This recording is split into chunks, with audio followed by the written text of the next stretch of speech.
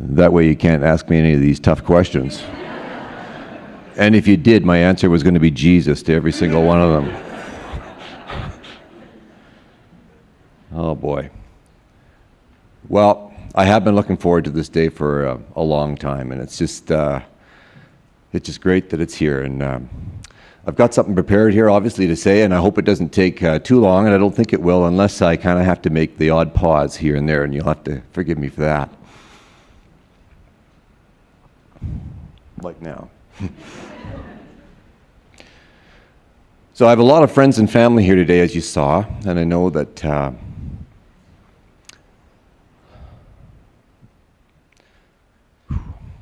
they've been waiting a long time too.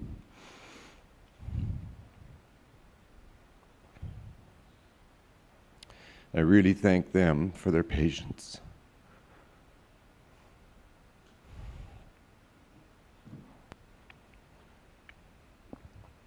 It's going to take a long time if we keep going like this. Oh, you can sit down. Oh.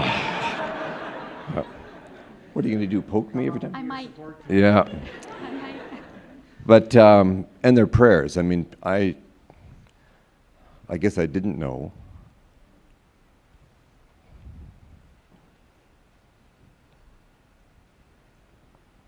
Really how much, how many did that. Okay, so anyway, I'd like to tell you how this happened. And so 11 o'clock in the morning, November 30th last year, I went for a walk. It was snowing. And I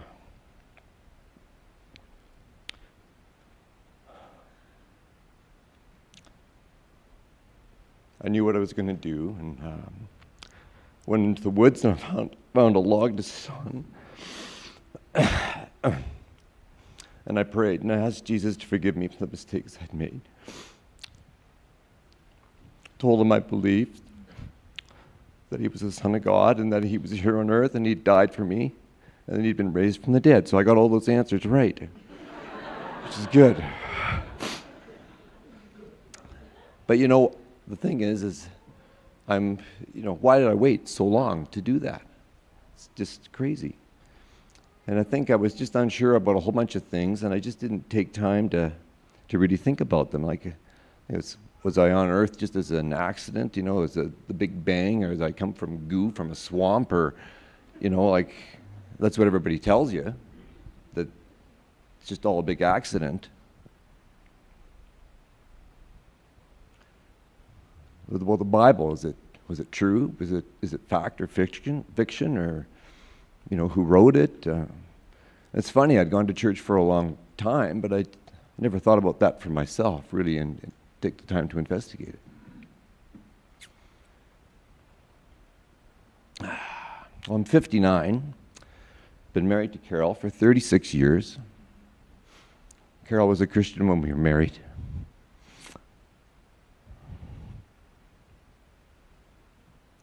She married me anyway. She probably shouldn't have, but she did. Lots of other reasons too, I guess. But anyway. But I always went to church with her because it was very important to Carol. And I didn't, I didn't want her going by herself. And when we had kids, we wanted to raise them as Christians, and it was important that I went, although I wasn't a great example, I guess, but I did go. That's only page 1. Okay, but over all those years, I went to camps, retreats, Bible studies, you name it. I went to them all, and actually I didn't object, really. I liked most of what I heard. I just kind of didn't do anything about it. I just coasted along.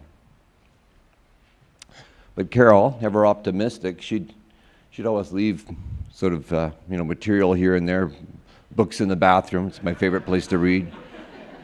And she'd kind of hope that maybe I'd open one or two, and I did, but I didn't have the right attitude, I guess. I'd read some stuff, but I didn't wasn't with the right heart, I guess. So anyway, it seemed, I guess, that nothing was working, but I guess it was in the end. Okay, my sister, Terry, is a Christian. My daughters, their husbands, my sister-in-laws, brother-in-laws, many of our friends, all you people in the church. So I was surrounded by great examples. Always have been. Still am. So, why did I still wait?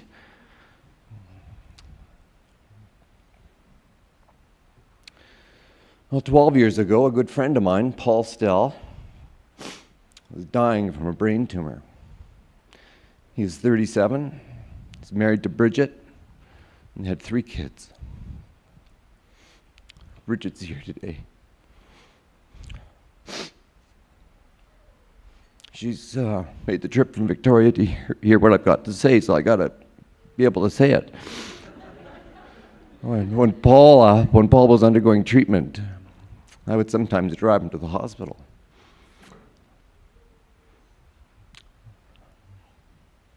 I know Paul didn't want to die, but he was confident in his destination. He kind of knew, but he was okay with it. On one trip, we're driving along, and he asked me what was holding me back. He was concerned about me. He's the one dying. Amazing as that was, I still didn't do anything about it. There were lots of other times when people would gently, politely ask me about my faith, or lack of it, I guess. They knew I went to church, and they also knew I had not made a decision to follow Jesus. And I'd always think about it a little, and then I'd kind of just push it aside.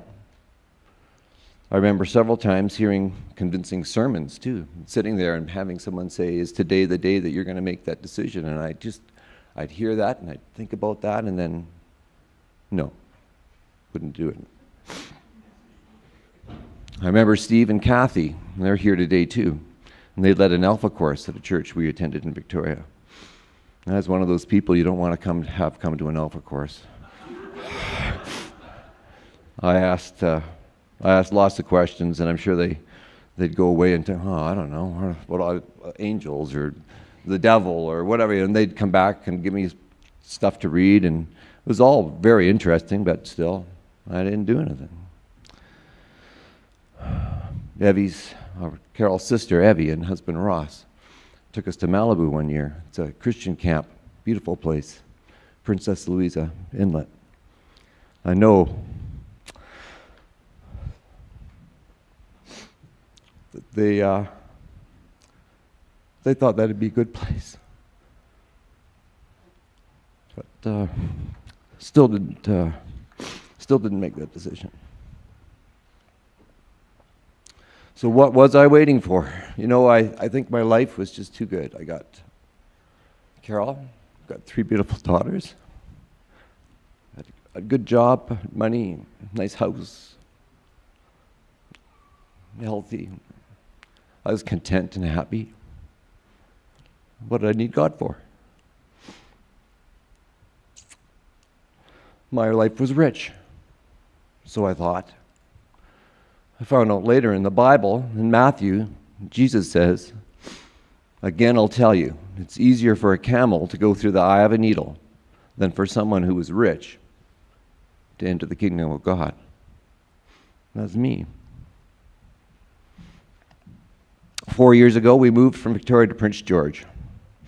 Most Victoria people, a lot of them here today, they thought we were nuts. Some were a little kinder in their choice of words, perhaps.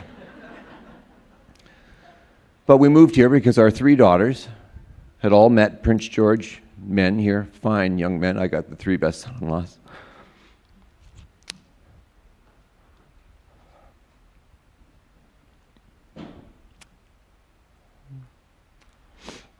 I think God had a plan. I wasn't sure why we thought we'd move here, because, of course, they were here. But there's more to it than that. Not long after we got here, we started coming to this church. And I told you this before, you folks here, that I felt something, not that there was anything wrong with the other churches I went to, but something about you people here. I could feel it, feel a peace about you. Something I didn't have. I had a lot of things, but I didn't have that peace.